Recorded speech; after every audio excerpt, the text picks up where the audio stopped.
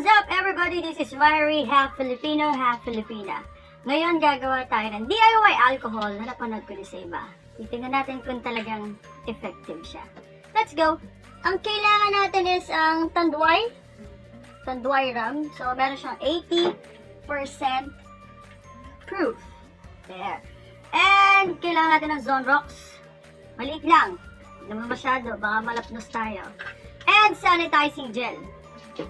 So, anong gagawin natin? Ngayon, okay? Ngayon, bubuksan natin yung Tanduay.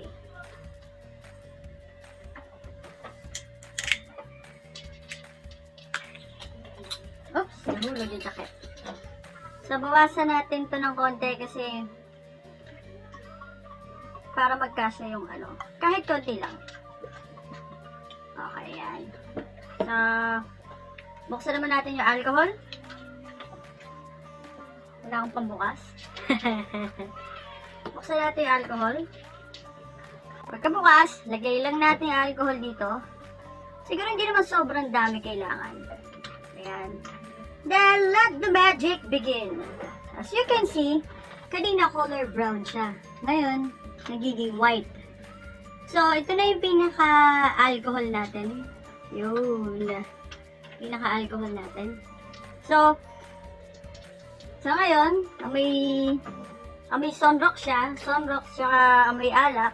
So, ang gagawin natin is, isasama natin yung sanitizing gel para medyo hindi masakit sa ilong yung amoy. Okay. Takpan natin.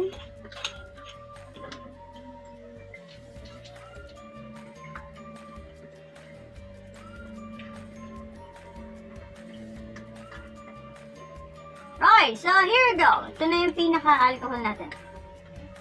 Well, in fairness, amoy alcohol nga naman siya. Pero pag nilagyan mo siya na napakarami Zonrox, tatapang yung amoy ng Zonrox. So, ayan.